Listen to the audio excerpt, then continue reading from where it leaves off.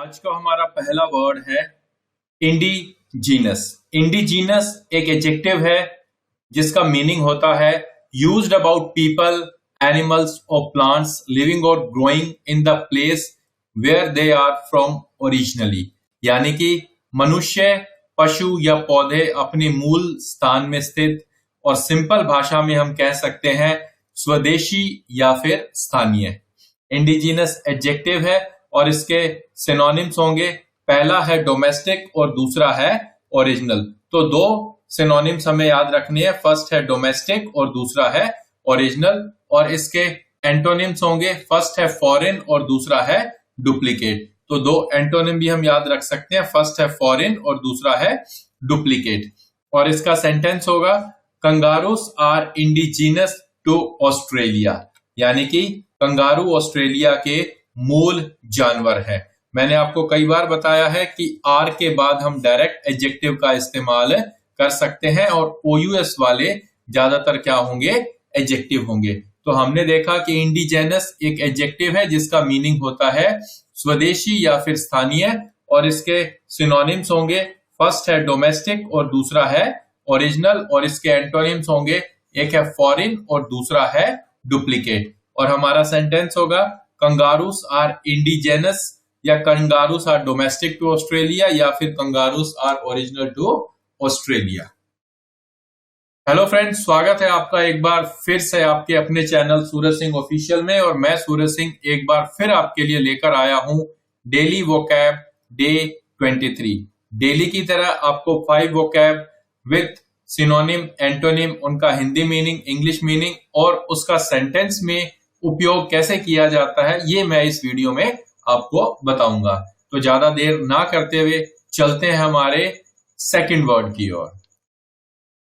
आज का हमारा सेकंड वर्ड है ब्लिस्टरिंग।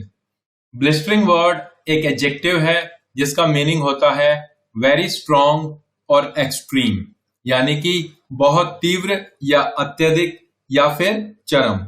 और इस पिक्चर से आप देख सकते हैं कि सूरज बहुत ज्यादा चमक रहा है, इसका मतलब बहुत ज्यादा गर्मी होगी।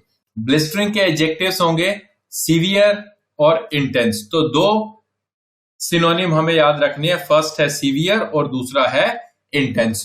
और इसके एंटोनिम होंगे कूल और फ्रीजिंग। तो दो एंटोनिम भी हम याद रख सकते हैं, फर्स्ट है कूल और दूसरा है फ्रीजिंग।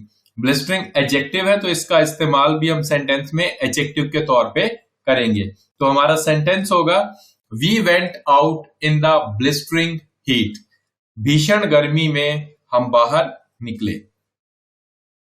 यहां पे लिखा गया इन प्रेपोजिशन है, और प्रेपोजिशन के बाद लास्ट वर्ड कौन सा है, हीट। ये हो जाएगा प्रेपोजिशनल ऑब्जेक्ट यानी कि नाउन। और नाउन की विशेषता कौन बताता है, एडजेक्टिव। तो यहाँ पे ये साबित हो गया कि ब्लिस्टरिंग वर्ड जो है ये किसका काम करेगा, एडजेक्टिव का। तो हमने देखा कि ब्लिस्टरिंग एक एडजेक्टिव है जिसका मीनिंग होता है बहुत तीव्र या अत्यधिक या चरम। और इसके सिनोनिम्स होंगे, फर्स्ट है सीवियर, दूसरा है इंटेंस।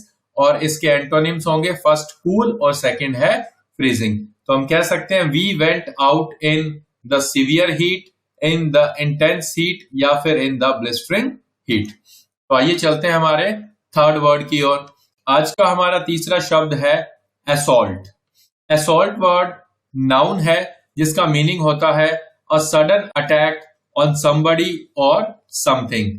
अचानक हुआ हमला, प्रहार या धावा। और इस पिक्चर से आप देख सकते हैं कि ये जो सोल्जर है अटैक के लिए रेडी है। यहाँ पे एक चीज और आपको मैं क्लियर कर देता हूं कि असॉल्ट जो वर्ड है ये नाउन के साथ साथ वर्ब भी है। यहाँ पे हम केवल नाउन के बारे में पढ़ेंगे। असॉल्ट के सिनोनिम्स होंगे, फर्स्ट है चार्ज और दूसरा है स्ट्राइक। फर्स्ट है चार्ज और दूसरा है स्ट्राइक। और इसके एंटोनिम्स होंगे, फर्स्ट डिफेंड और दूसरा है गार्ड। एक है डिफेंड और दूसरा हो गया गार्ड। असॉल्ट का सेंटेंस होगा, they launched an assault on the capital yesterday. उन्होंने कल राजधानी पे हमला किया था। यहाँ पे आप देख सकते हैं कि हमने एन का इस्तेमाल किया है इस असॉल्ट के लिए, और एन का इस्तेमाल हम किसके लिए करते हैं, नाउन के लिए। तो ये बात साबित हो गई कि असॉल्ट की, जिस असॉल्ट की हम बात कर रहे हैं वो नाउन है। तो हमने देखा असोल्ट एक नाउन है जिसका मीनिंग होता है अचानक हुआ हमला, प्रहार या फिर धावा, और इसके सिनोनिम्स होंगे, फर्स्ट है चार्ज, दूसरा है स्ट्राइक, और इसके एंटोनिम होंगे डिफेंड और दूसरा होगा गार्ड।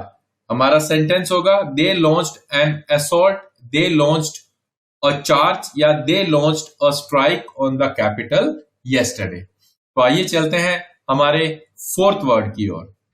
आज का हमारा फोर्थ वर्ड है आइडेंटिकल।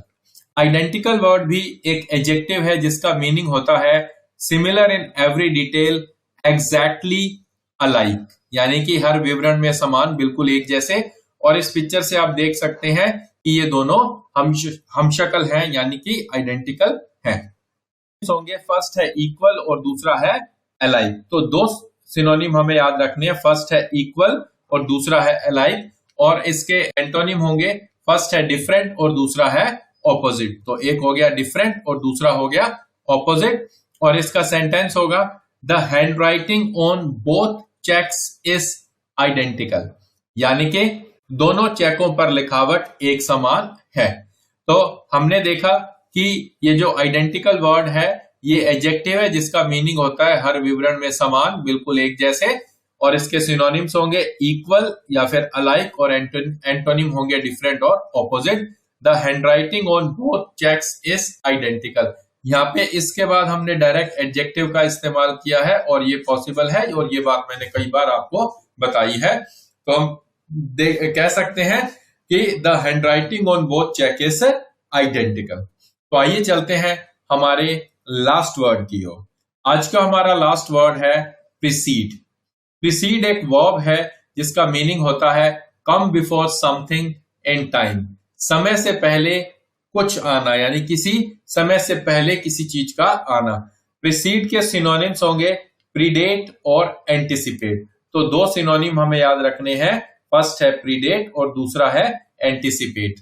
और इसके एंटोनिम होंगे, एक है फॉलो और दूसरा है पोस्टपोन। तो दो एंटोनिम हमें याद रखने हैं, फर्स्ट है फॉलो और दूसरा है पोस्टपोन। इस पिक्चर से भी आप देख सकते हैं कि प्रीसीड का क्या मीनिंग होगा।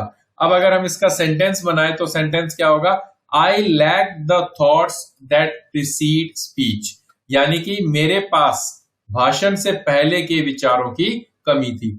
जब कोई व्यक्ति स्पीच देता है तो उसे किसकी जरूरत होती है, उसे जरूरत होती है विचारों की।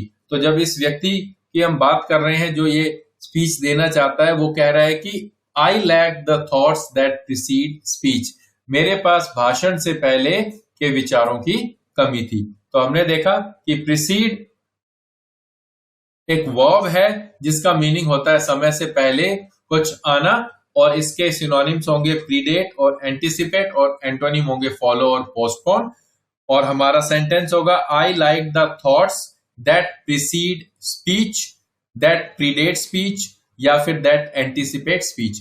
यहाँ पे जो प्रीसीड है ये वर्ब की फर्स्ट फॉर्म का काम कर रहा है। वो कैसे कर रहा है वो भी आपको मैं बता देता हूँ। आई लैक, यहाँ पे लैक काम कर रहा है वर्ब की सेकंड फॉर्म, ये ट्रांजिटिव वर्ब है। ट्रांजिटिव वर्ब को किसकी जरूरत होती है, ऑब्जेक्ट की, थॉट्स। अब ये जो दैट लगा है ये रिप्रेजेंट कर रहा है थॉट्स को, ये हो गया रिलेटिव प्रोनाउन, और दैट के बाद जुड़ा हुआ है प्रीसीड, यानी कि प्रीसीड डायरेक्टली रिप्रेजेंट किसको कर रहा है, थॉट्स को। और थॉट्स क्या है, प्लूरल, और प्लूरल के लिए हम क्या यूज करते हैं, प्लूरल वर्ब। तो हमने देखा कि प्रीसीड का क्या मतलब है और इसका इस्तेमाल हम कैसे करेंगे। तो ये थे हमारे आज के 5 वर्ड्स। अगर आपको हमारा ये वीडियो पसंद आया तो हमारे चैनल को सब्सक्राइब कीजिए, और अगर आप हमारे चैनल पर पहली बार आए हैं और अगर आपको हमारा कंटेंट अच्छा लगा तो हमारे चैनल को सब्सक्राइब जरूर कीजिए। Thanks for watching.